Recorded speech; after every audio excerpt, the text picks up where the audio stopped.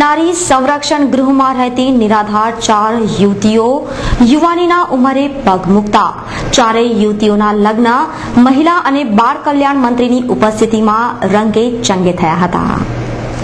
નિઝામપુરા વિસ્તારમાં આવેલ નારી સંરક્ષણ ગૃહમાં રહેતી અને યુવાનીના ઉંમરે ઉભેલી 4 યુવતીઓના લગ્ન આજ રોજ મહિલા અને બાળ કલ્યાણ કેબિનેટ મંત્રી આનંદીબેન પટેલની અધ્યક્ષતામાં થયા હતા. આ પ્રસંગે રાજ્ય કક્ષાના મંત્રી Vasuben Trivedi, mayor doctor Jyotiben Pandya, deputy mayor Arvind Patel, પૂર્વ સાંસદ જયાબેન ઠક્કર સહિત મોટી સંખ્યામાં પદાધિકારીઓ, વિવિધ સંગઠનોના અગ્રણીઓએ તમામ યુવતીઓને આશીર્વચન આપી મા બાપ કે પરિવારની ખોટ સાલવા દીધી ન. ત્યારે બીજી તરફ દાતાઓ દ્વારા પણ સોના ચાંદીના ઘરેણા સહિત ઘર વખરીની ભેટ સોગાદો અર્પણ કરી હતી. આ પ્રસંગે ભાજપાના કાઉન્સિલર રાજેશ આયરે પણ ચારેય યુવતીઓને સોનાની બુટ્ટી ભેટ આપી નવ દંપતીને આશીર્વાદ આપ્યા હતા.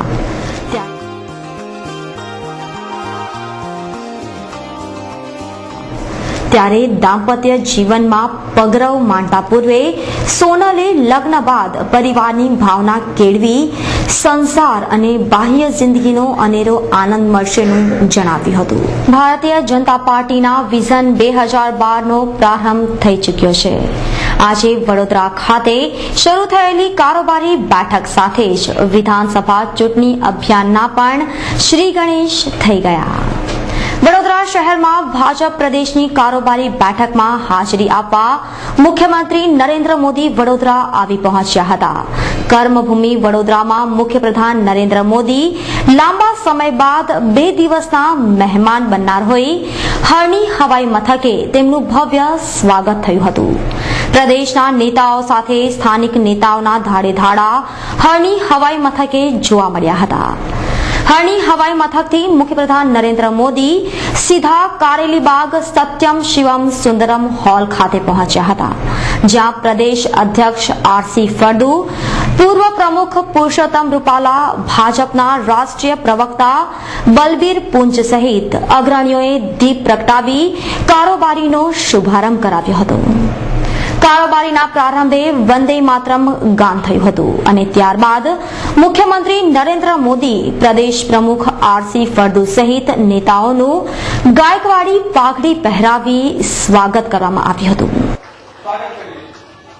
આજથી શરૂ થયેલી પ્રદેશ કારોબારીની બેઠક 2 દિવસ ચાલશે.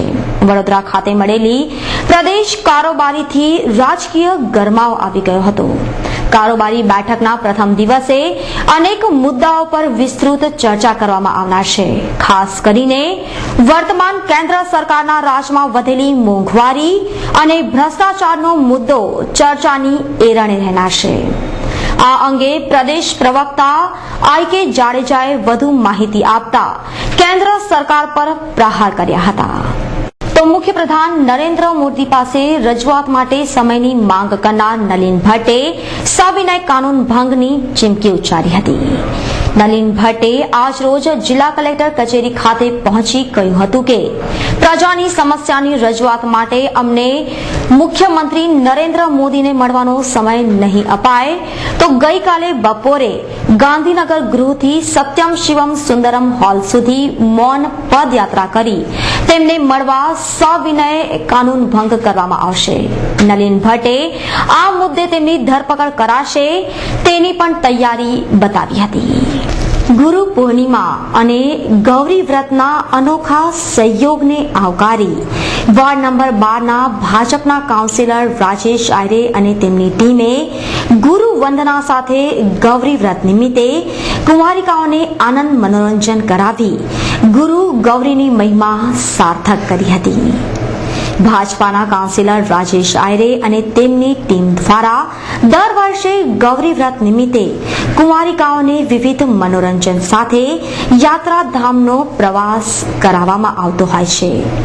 આ વર્ષે કાઉન્સિલર રાજેશ આયરે અનોખો અભિગમ અપનાવ્યો હતો. આ વેળાએ ગુરુની વંદના સાથે ગૌરી વ્રતનો મહિમા ગવાયો હતો. દર વર્ષની જેમ આ વર્ષે પણ કુંવારિકાઓને ગૌરી વ્રત નિમિત્તે ફિલ્મ બતાવવાનું આયોજન કરાયું હતું.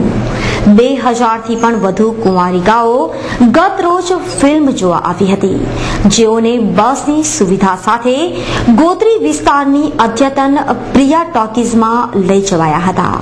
મોટી સંખ્યામાં કુંવારિકાઓ પ્રિયા ટોકીઝ પહોંચી હતી, જ્યાં કાઉન્સિલર રાજેશ આયરે, અનિલ દેસાઈ, કુમુદબેન વસાવા સહિત યુવા અગ્રણી કાર્યકરોની ટીમે તેમનું સ્વાગત કરી દરેક કુંવારિકાઓને આઈસ્ક્રીમ આપી તેમનું મોઢું ગળ્યું કરાવ્યું હતું.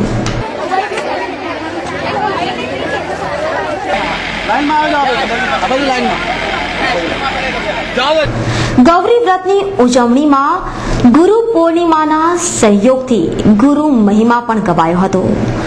ઇસ્કોન મંદિરના સંત રામચંદ્ર મહારાજ અને સ્વામી નારાયણ મંદિરના સ્વામીજીની ખાસ હાજરીમાં ગુરુ વંદના કરવામાં આવી હતી. કુંવારિકાઓએ પણ ગુરુ વંદના કરી હતી. આમ ગુરુ અને ગૌરીનો મહિમા એક સાથે થતા કુંવારિકાઓમાં સંસ્કારોના સિંચનનો પણ પ્રયાસ કરવામાં આવ્યો હતો.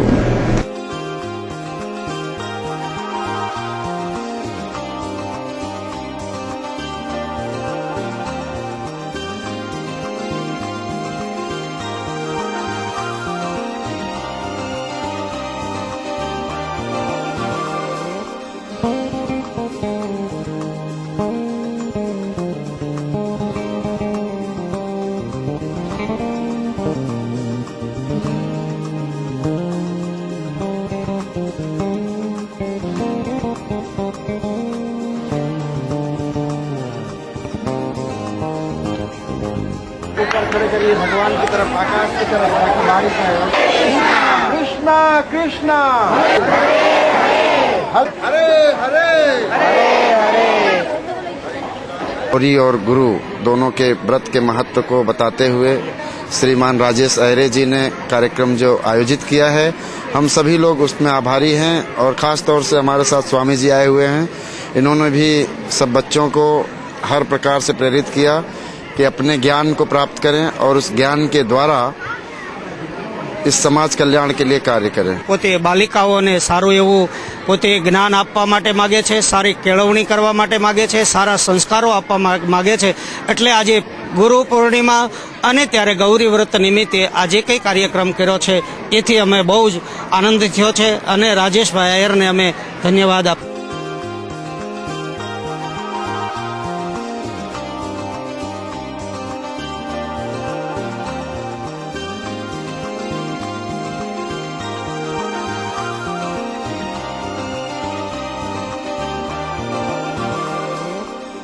ત્યારબાદ 2000થી પણ વધુ કુંવારિકાઓએ પ્રિયા ટોકીઝમાં ગઈકાલે જ રિલીઝ થયેલ સુંદર ફિલ્મ જિંદગી ના મિલેંગી દોબારા નિહાળી હતી. રાજેશ આયરે અને તેમની ટીમના આ અનોખા અભિગમથી ગૌરી વ્રતમાં કુંવારિકાઓએ ભરપૂર મનોરંજન સાથે આનંદ માણ્યો હતો અને આવા આયોજન બદલ કાઉન્સિલર રાજેશ આયરેને ધન્યવાદ આપ્યા હતા.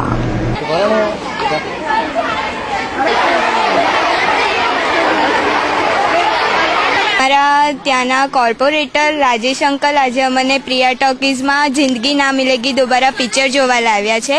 એ અંકલ અમને દર વર્ષે ગૌરીના છેલ્લા દિવસે અથવા કોઈ પણ દિવસે પિક્ચર જોવા લાવે છે.